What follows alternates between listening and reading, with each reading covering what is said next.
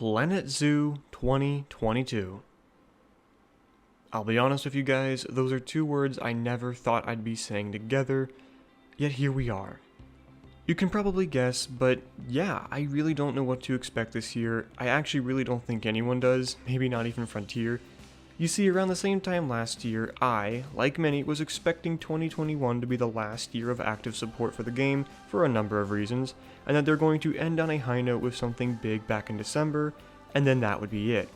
Or at least until a console edition, and then that would be it. But nope, here we are with another year of content just ahead of us, and I can't tell you guys enough how grateful I am that the game had an even better performance last year, and now has an even longer future ahead of it. All of that is thanks to Frontier's constant support and care for this game, as well as the community's love for it. But getting back to the question at hand, we really don't know what to expect this year, and we probably won't until new content starts to emerge. Which of course makes this speculation and wishlist more difficult to make, but I'll try my best to gather my ideas and present them to you all. We will of course speculate about some possible new DLCs and animals, but we're also going to look at some other new general features and improvements for the game. And now with all that being said, let's get into my second favorite S word, speculation. We can't forget that every time we get a new juicy DLC, none of it works without a great update to back it up, and recently the updates that Frontier have been putting out there for this game have actually been quite creative and helpful in ways you didn't even think of. You see, now that the game is in pretty much some of the best conditions it's ever been, Frontier now has the opportunity to try a lot of new things, and in recent updates, they have been. So, updates are important, we can all agree on that, so with that being said, I think it's important to dedicate a part of this video to focus on some general new improvements and features that we could possibly see this year. I'm not going to be going super in depth with this, I'm simply just going to give you guys a list of some of the things that both I and I'm sure a lot of the community would want improved upon or added upon in this game, and then I'll briefly talk about them. First up are ride upgrades and new rides. I'd like to see some general customization upgrades for the 4 transportation rides in the game. The rides themselves I think are fine already, but it would be awesome if the customization would go even farther, especially since these are the only 4 we have, we might as well be able to go all out on them. For example, it would be great to, say, remove the canopy from the Jeep Tour, or maybe shrink its width since it's so darn wide. Shape customization like that would go a long way for these rides. I also need to mention that I think the game is really missing a proper zoo carousel. Those would be an awesome addition to a zoo game. It makes a lot of sense. And while we're on that subject of new rides, I also want to mention that I really hope they either completely redesign these god-awful looking gondolas, or just give us a whole new gondola instead. The one we have now is just so darn ugly, and I'm sorry to say that because I know there's someone out there who actually designed this thing, but it just doesn't fit a zoo setting. Next up would be more water level control. This is a minor complaint, but I always felt like it was a bit of an inconvenience to try and find the proper water level for a body of water. With how it is now, you have to start playing around with the terrain first until you find the closest body of water that fits with what you're trying to build. And so what I'm suggesting is that when you're in the prerequisite of making a body of water, you should be able to see all the nearest water level options first before you place it down instead of having to try and find it. And why not add some more water level options while we're at it? Give the players more control of where they want their water level to be at, and again, let the player be able to see all the closest water level options first so they can make the best decision before or after building. After that, we have an update to the tank system. This one's a big one, big enough to have its own video in fact, and that's probably what I'm going to do. Look, I'm talking about a very long overdue, very much needed update to the tanks and their animals, a very important part of the game that I always felt like has been cut short and has never lived up to its full potential. There's a lot you can do with a concept like this, and I have a lot to say about it, but because this video is already going to be going on for long enough, and because there's still so much more to talk about, I'm just planning on making this discussion its own video one day. Lastly, we have an arboreal system update. Alright, so in recent months I've seen a lot more complaining about how janky the arboreal system is in the game, and those people who are complaining aren't wrong. The system itself is genius, I believe. I think it's impressive they were actually able to make at least somewhat of a proper functioning arboreal system, even if it's not perfect. But with that being said, it has been a couple years, and so it's about time to update it. Not only that, but also add to it as well. I've seen people suggest adding brachiation to the arboreal system, and brachiation, in case you don't know, is a form of specialized swinging from hand to hand. basically what orangutans do, as well as other animals I'll be mentioning later on in the video. And that's all I have to say about general improvements and upgrades for Planet Zoo 2022 so far. But there's definitely more needed than just what I've presented. These are just my own personal issues that I want to see be taken care of, as well as I'm sure others who will agree. But for now, let's go ahead and move on and talk about the juicy stuff, potential new DLCs and new animals.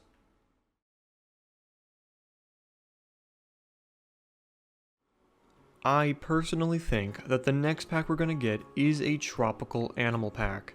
It's no surprise that I think the next pack is going to be something associated with the tropics. You know, it's almost that time of year again where every spring they have done something tropical. You know, first it was the South America pack, then last year it was the Southeast Asia animal pack, so as history would show, it would seem like we're going to get something tropical this spring. Though it is worth keeping in mind that although we're just going off of what they've done in the past, they could absolutely pull a fast one and do something we're just not expecting. But for the sake of this portion of the video, we're just going to safely assume they are doing something tropical as usual and speculate upon what we could see. So with a pack that is just tropical themed, quote unquote, there's a lot of potential for various animals coming from various rainforests and jungles globally. In my opinion, I think a pack like this would give us animals ranging from South America to West Africa to Madagascar and to Southeast Asia. And before I give you my personal animal selection, I want to first say that yes, this is technically a biome pack, but I don't think we would suddenly start to see only biome packs going forward. I do think that if Frontier are going to continue to work on this game for years to come, biome themed packs are very likely, but I doubt they would become the norm. Over time, we'd probably just see a big mixture of both our regular region-based packs tied in with some biome packs, tied in with some other miscellaneous packs. Basically what we have now. But my point is that if we start to see more biome packs in the future, then none of it should be taken too seriously. It's really just more of the same, and if they really do push out a tropical animal pack this spring, like I think they will, then they're probably just going to treat it like any other pack, and if they do, then everyone else should too. Alright, I'd like to kick things off with some animals from South America, a continent we've slowly but surely acquired more and more content from. We already had some animals from South America at launch, then actually got a South America pack, and then got even more animals from not just South America, but the entire Western Hemisphere back in the aquatic pack. So why not get some more? Why not find some more animals from South America, because there are still plenty left to pick from. So let's begin with an animal that needs no introduction, the capybara. And really, what else is there to say? Like seriously, everything that needs to be said about this animal has already been said before. It is a fan favorite, we have been deprived of it this whole time, it is adorable and amazing and does have a growing fandom behind it. Traces of it were data mined in the files a few months ago, and yes, it is one of my favorite animals. It is the capybara, an animal that I would be absolutely damned if we did not get by the end of this year. I really feel like the next big meerkat or koala or seal or in general any animal that has really left the community pondering about its existence prior to it being added in the game would have to be sloths. In this case, I would expect the classic brown-throated sloth, but they could absolutely get away with doing two-toed sloths instead. Regardless, sloths have remained a far-fetched animal in the community's eyes for the last couple years.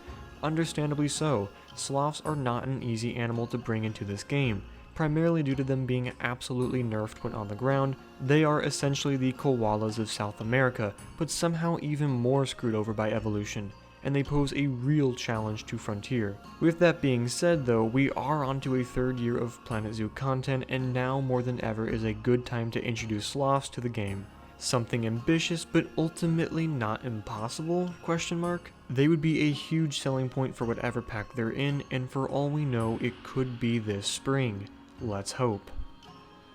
Now, there's a lot of other animal options here, from animals like howler monkeys to ocelots to coatis, etc, but today I'm feeling like it would have to be a maned wolf. Frontier has clearly got a thing for canines. They're easier to make, people love them, they're found all around the world, and best of all, no matter how many times the community gets tired of them, Frontier themselves never seem to be.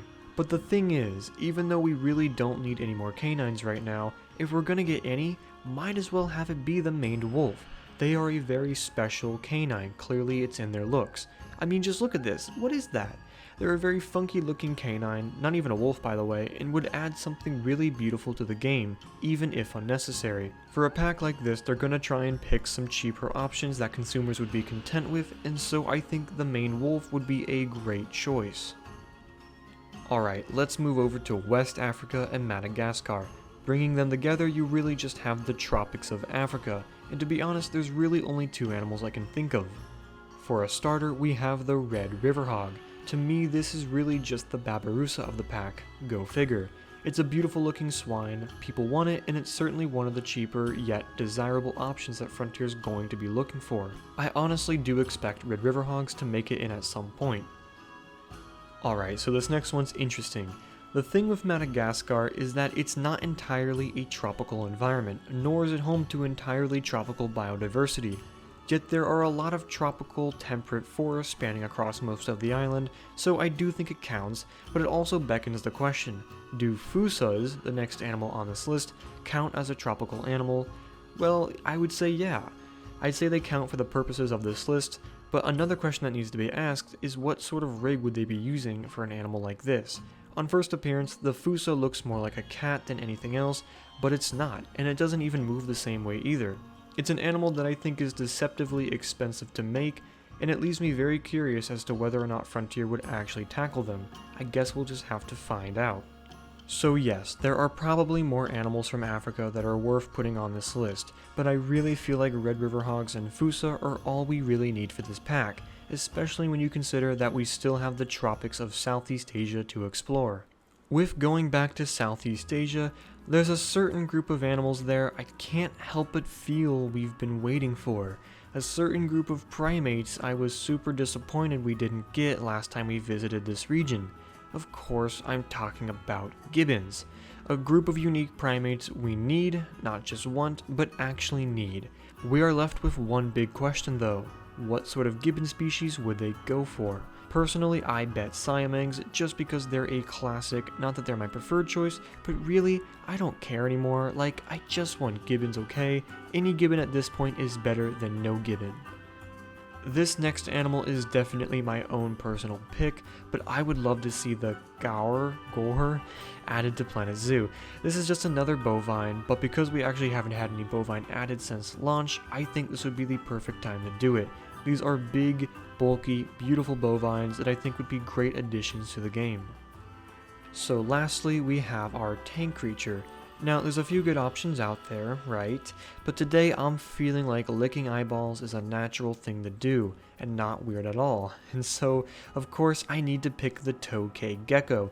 This is once again another personal pick, because you could absolutely swap this out with, say, king cobras, or maybe just another species of gecko. But I have a feeling that geckos are something Frontier will eventually do, so why not now, and why not Tokay geckos? They are one of the more well-known species out there. And thus ends my tropical animal pack speculation.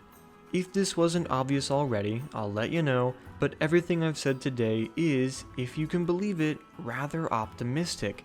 Yeah, we really don't know what to expect this spring, and something like a tropical animal pack is something we might be fooling ourselves into believing, let alone getting gibbons, capybaras, and sloths all in the same DLC.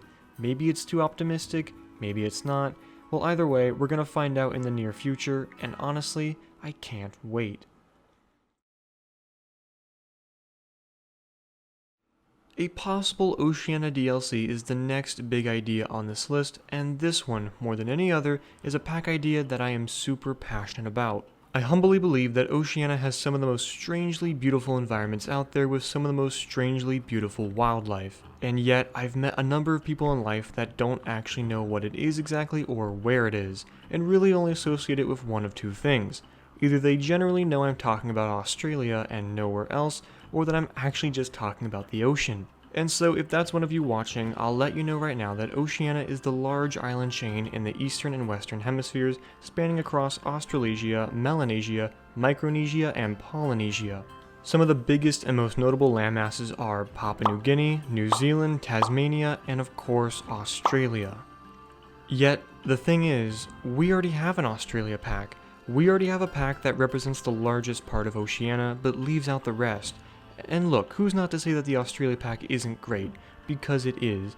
The Australia pack is genuinely one of the best DLCs to date, despite being one of the older ones, and I believe that for what it offers, the Australia pack has some of the all-time best animals in the game, some of the all-time best scenery, especially the plants, but it is also one of the only packs that introduced us to a sub-biome in the game. It introduced us to the Outback, which is what I would consider to be its own sub-desert biome. Almost no other packs have actually done that, so I do think it is one of the best and that it has left a good impact on the game. But of course, despite everything it gives us, it's just not enough to satisfy our appetite for Oceania wildlife, and even if the Australia pack happened to have one or two more animals in it, it still wouldn't have been enough. We would still be left wanting more from this part of the world, so then we're left with only one option: another pack. And no, I'm not talking about an Australia pack 2. The truth is, we need one more pack focused on all the major islands this time. A pack that is not only set up differently to that of the Australia pack, but is also thematically and tonally distinct from it. Of course, I'm talking about an Oceania animal pack, a pack idea that has been played around with before. Not only would this pack be focused on all the major islands this time just as much as Australia, but it would also showcase a different environment. You see, where the Australia pack is more of your rugged, rustic outback pack, I envision an Oceania animal pack being in more of the mountainous environment, such as the rolling forest-covered fern-filled mountains and hills of Tasmania, or quite possibly a new sub-biome of something like New Zealand's mountainous terrain. A place where you can find literal palm trees and ferns at the base of snowy mountain peaks, all alongside rolling fields and freshwater lakes. There's a lot of potential here for new environments to be explored, and all of this strangely beautiful environment leads us to the colors that fit this pack. Whereas the Australia pack colors are more orangish red and are very fitting for the Outback theme, I picture an Oceania animal pack having more darkish green to darkish cyan colors to fit that forest and mountains of Tasmania or New Zealand. So we have ourselves a pack that, despite being in the same region of the world as the Australia pack, happens to come packed with a tonally and thematically different approach, and the fact that it's an animal pack really helps sell this. The Australia pack is a scenery pack, so this pack needs to be an animal pack, and this leads us to the next big question: what animals could we see them doing? Well, for a starter, you can't have another Oceania pack without Tasmanian devils. These guys are one of the few animals left that we not only want, but absolutely need in the game. Tassie devils are up there with capybaras and gibbons as some of the most highly requested animals.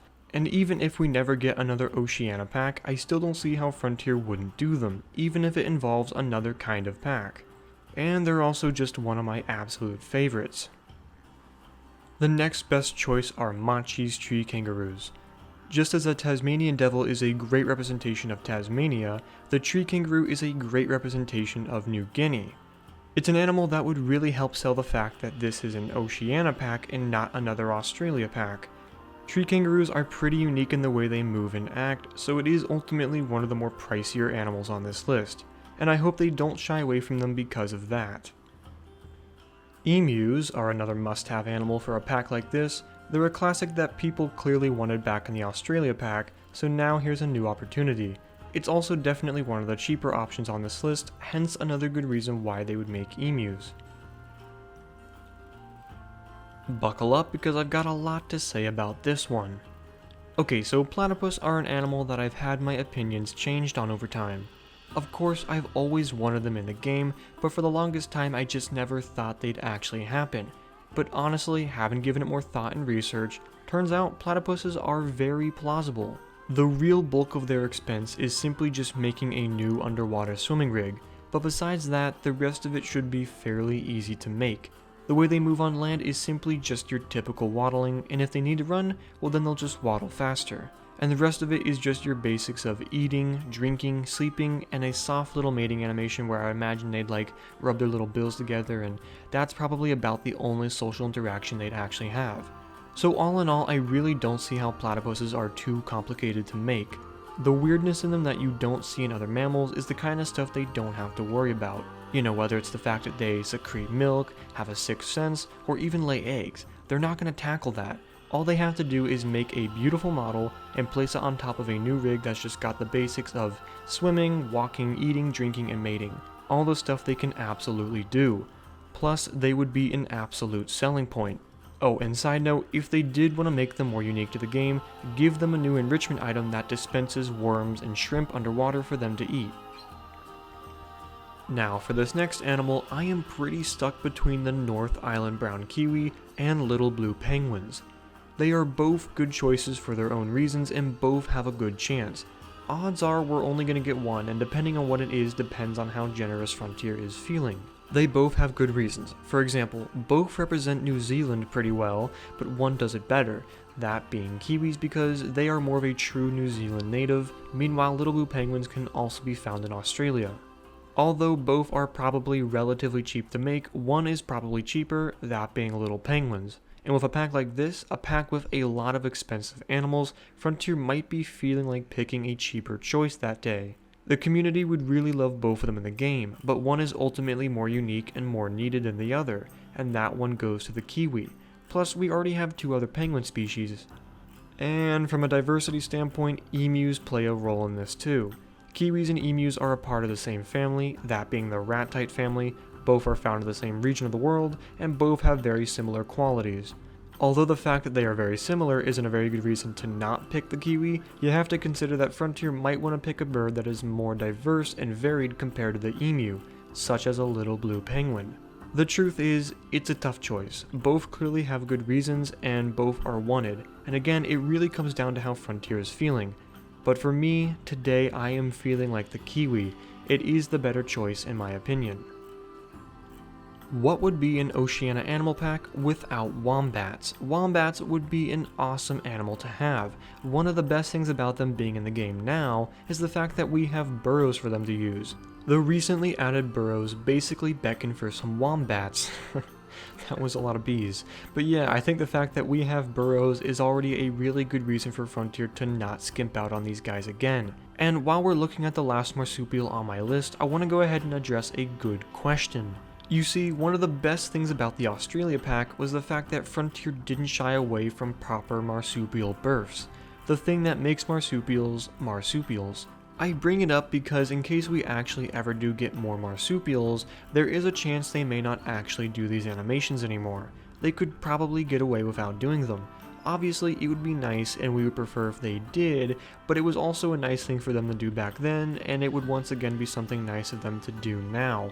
You have to consider how expensive a pack like this is already going to be with all these new rigs. It's like asking for that cherry on top of your sundae. You don't need it to enjoy your sundae, but you want it, and it would be nice. So all you can do is hope that they give us that cherry for our sundae. So there's already a lot of expensive animals on this list, which is why an animal like a Parenti is a perfect cheaper option to help fill it out.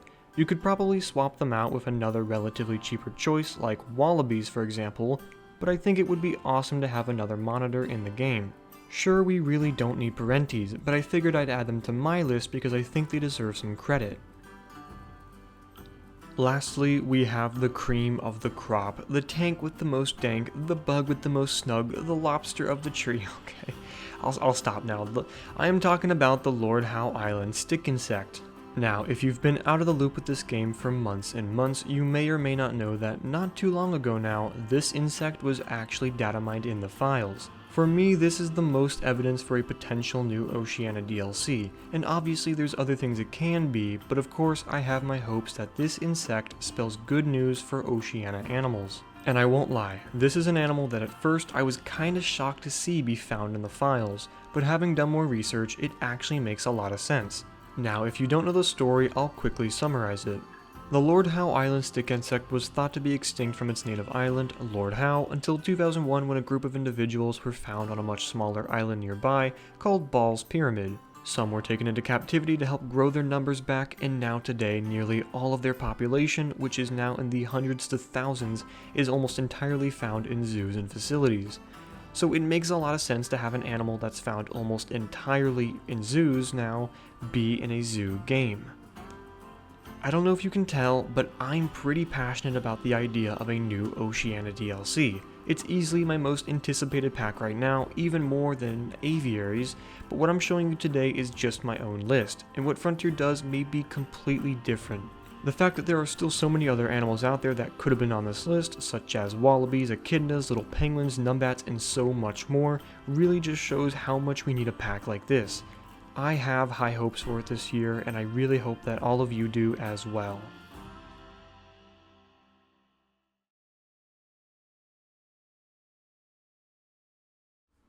Two of some of the biggest DLC ideas this year focus on Oceania and the rest of Asia, two parts of the world that the community clearly wants more of, and two packs I do expect to be made at some point. Now yes, we do already have a Southeast Asian animal pack, but if there's any continent out there that is big enough and diverse enough to have more than one pack focused on it, it's Asia, which is why I and many others are expecting another Asia pack in the future. Now we have a tropical Asian animal pack already, so why not have the complete opposite, a Northern Asia scenery pack? I am suggesting a potential Northeast Asia pack, and yes, there is still technically more of Asia out there, what about Central and Western Asia, where you would find highly requested animals like Przewalski's horse. Well, I'm aware of it, and I hope Frontier is too, but for the sake of keeping everything straightforward in this video, I'm going to safely assume that if we get another Asia pack, it's going to be something clearly inspired off of the Southeast Asia animal pack, just the complete opposite, which means it would be Northeast Asia, and instead of it being an animal pack, it would be a scenery pack. Speaking of scenery, let's start with that. I envision a pack like this being very similar to the Europe pack, at least I hope it would be, because the Europe pack is basically everything you want in a scenery pack when it comes to scenery. The genius behind the scenery in the Europe pack is that it covers the entire continent, ranging from Southern Europe to Central Europe to Northern Europe, and so I would hope a Northeast Asia pack would do the same. I think it should cover at least 3 different locations found in this part of the world. For one, you can't have a Northeast Asia pack without some proper Japanese scenery. Keep in mind we do already have a general East Asian scenery set, which I believe includes Japanese architecture already, and so I'm proposing they just fully embrace Japan this time with more variety. Along with Japan, I also propose some Himalayan architecture, more specifically Tibetan architecture, which is more Chinese influenced than anything, but apparently has Indian influence as well. And lastly, I propose, hear me out, and I know this isn't exactly the best time to mention it, but Russian architecture. It exists and it is quite different to other architectures I've already mentioned, so then you've got your variety of scenery. And to top all this architecture off with tons of new decorations I imagine we'd get, we've also got to get the usual new plant pieces. I picture they'd pick some plants like Japanese maples, Himalayan cedrus, deodara, and why not some blue Chinese wisteria trees. Getting into the animals now, we are going to of course follow the usual format, which means we'd only be seeing 5 new animals, 4 habitats, and 1 exhibit. Kicking things off with what would definitely be the face of the pack, the Amur leopard is a must-have inclusion for a pack like this. People have been begging for a proper leopard species since the start, and so why not now, and why not the Amur leopard? It is one of the more common species of leopards in zoos, despite being super endangered in the wild. This next animal is one I would be super ecstatic to have in my zoos. I'm talking about the Sichuan takin. A rather ancient looking species of ungulate from Tibet, Sichuan takins are another must-have animal for a pack like this. They could potentially be swapped out with another popularly requested Asian ungulate, that being markhors, but markhors aren't as true to Northeast Asia as Sichuan takins are, plus takins are more unique and I think are more needed in the game. It still surprises me that Frontier hasn't tried to do as many terrestrial bird species as they've done. Obviously we're all waiting for the big ones, free-flying aviary species, but why not do more of the same when there's still so much more out there? Why not have more terrestrial birds? Clearly they work, and we've seen Frontier make some damn good birds before, and so that leads me to my next animal, red-crowned cranes, aka Japanese cranes. These guys are gorgeous and are an animal that I think we actually need, or at least any species of crane we need in this game, as well as lots of other terrestrial bird species, but that's a video for another day. What would be another Asia pack without another species of primate? The golden snub-nosed monkey is the last habitat animal on this list, and this is one I think people would fall in love with. It's a species of primate that really fits the game well, and seems like something Frontier would actually pick. There are probably other good choices out there, but I feel like adding another primate is a good way of keeping this pack diverse. Lastly, we have the tank creature. Now, I might be a little too optimistic about this one, but I would really love to see Japanese giant salamanders. If you've watched any of my past videos about the Europe pack, you would know that I have a soft spot for salamanders, so I couldn't help but put them here. I might be a little too optimistic because these guys are massive. Not even the biggest either, still smaller than Chinese giant salamanders, but still absolutely massive. I would like to believe they'd fit in these tanks, and so for now, I'm gonna keep them on this list. There you have it everyone, my proposed Northeast Asia pack. Obviously, it's pretty optimistic that we're even going to get another Asia pack of any kind, let alone what I proposed, but I do think it makes a lot of sense, and I do hold out hope for more attention on this massive, vastly beautiful continent. As far as when we'd see a pack like this, my best guess would be December of this year, assuming that 2022 might not be the last year of Planet Zoo once again. As long as we keep supporting this game, Frontier should do the same. Let's hope.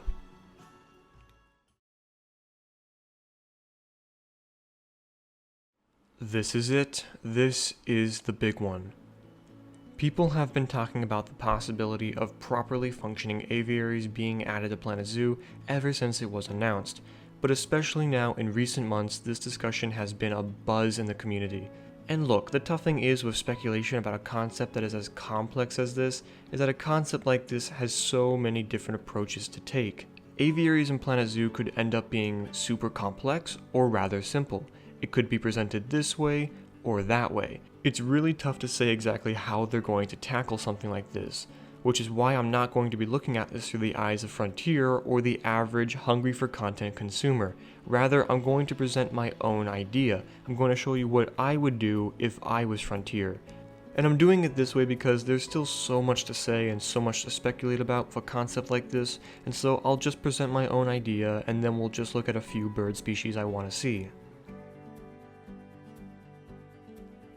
So what would I do if I was Frontier? How would I present aviaries and new varieties of free-flying avian species?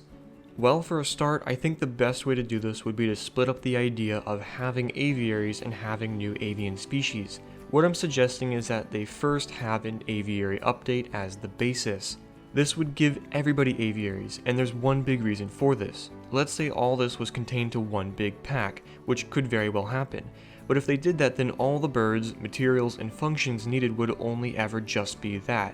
They can't add more birds to future DLCs because you'd be required to buy the aviary pack to get that other DLC, and that's just not how it works. The only thing you're ever required to have to buy a DLC is the actual game itself. So they really wouldn't be able to add more birds to the lineup, and it's not like they would give us every single bird species we need. There's only so many birds they would be able to add. So it's a tough choice. Either you give everyone at least the bare minimum materials to build aviaries and an update that more birds can be added to down the line in future DLCs, or restrain it all to one big pack that would probably sell big time for them, but then never have any more birds or materials added to it ever again. That's why I propose an aviary update, and in this update I just picture us getting the bare minimum stuff like I mentioned before. I imagine aviaries would be a new barrier type altogether, so everybody gets that with probably just a couple different materials to build the aviaries out of, such as chain link fencing or steel mesh. And with these barriers you'd be able to make fully enclosed shape exhibits that can be any shape you want, just like the barriers we have now, except the ceiling is fully enclosed. And with all that in this update, I also imagine they would give the players a couple free birds and some new bird enrichment items to use for the base game aviaries. So then you've got yourself an aviary update, but then what would accompany it? That's where I propose an avian pack. An aviary update with an avian pack. I think that is the best way to do it because everybody gets aviaries and Frontier still makes a profit with the pack accompanying the update that has a whole separate batch of birds. And speaking of which, what exactly would we see in this avian pack? Well, I'm not going to dive super deep into it only because there's so many different ways you can make a pack like this, but I honestly picture it being more like the aquatic pack. So it would be a $10 scenery pack, and I know that sounds kinda odd, but to me it sounds like something Frontier would do. So we'd get 5 new birds in this pack alone, with probably a new scenery set and tons of new plants and lots of new aviary enrichment items for our new birds. It's pretty skeptical, I get that. There's still so many different ways you can make a pack like this. You know, it could be more of an animal pack, or have it be something in the middle between an animal and a scenery pack. It's really tough to say exactly how they're going to tackle a topic like this, which is why I'm gonna leave it here. I'm pretty happy with my own idea because it focuses on the game long term, setting it up for more packs in the future, having more free-flying birds for our recently added aviaries. but again, that's just my idea. And please, give me your own. Let me know what you would do if you were tackling aviaries and new avian species. But for now, I'm going to go ahead and move on and talk about a few birds I want to see. Moving on to the birds now, I've just got a few species here I personally want to see, ranging from South America to Australia to Southeast Asia. Kicking things off with what I believe would be the face of the pack, the harpy eagle is my absolute favorite species of eagle and is definitely the bird king of South America. It is rivaled by other species of eagles for a spot in an aviary or avian pack, but I really hope the harpy eagle would come out on top. Next would be scarlet macaws. I know scarlet macaws are usually the go-to with macaw species, and I feel like that might be a little unfair to the other beautiful species of macaws out there, such as the hyacinth, green and yellow, and military macaws, but because I don't see how they wouldn't do macaws, and because the scarlet is just such a classic, and because it adds so much color, I just had to pick it. But honestly, I'd be comfortable with any macaw species. Laughing kookaburras are genuinely one of my favorite species of bird out there. They are such a classic and a total Aussie icon, I just had to include them. Plus, can you imagine you're just building in your zoo one day and you hear the kookaburra giving off their famous calls in the background? Oh, the thought of that just gets me so excited for a pack like this. Another classic of Australia, and what would make a fine addition to the lineup, yellow-crested cockatoos are the next animal I can totally see them doing. Like kookaburras, they can be found all over East Australia and are quite big in captivity, justifying their inclusion. My second favorite bird species of all time, right behind cassowaries, the Victoria crowned pigeon is a staple in zoo aviaries. They are these beautiful plump pigeons of Southeast Asia and Papua New Guinea that offer a species of bird I always adorn when I'm in a zoo aviary. And they really are found in a lot of zoos, absolutely justifying them in any sort of aviary or avian pack. We really need them, and they really shouldn't be too difficult to make either. They move just like an Indian peafowl, so all you gotta do is slap on a new model and some flying animations to the Indian peafowl, and you've got yourself a Victoria crowned pigeon. Lastly, the rhinoceros hornbill. Honestly, just like macaws, I am good with any species of hornbill, but I hold out hope for these ones in particular for a pretty obvious reason. They are beautiful and I think would be an absolute icon for a pack like this. I really hope they pick them. And that is all for now. Clearly there's still so many more birds to pick from, such as spoonbills, ibis, galas, Nicobar pigeons, turacos, toucans, and so much more. And there's still so many more things to speculate about with a potential aviary pack, which really goes to show you how complex of a concept this really is. But honestly guys, this should do for now. Maybe I'll make a separate video talking more about it in the future, but for now, let's go ahead and wrap up this wish list. Well everyone, that concludes my Planet Zoo 2022 wishlist and speculation. A video I've been working on for nearly the entire month of February. No joke, I was originally planning on having it out in mid-February, but halfway through the month I made a change in direction.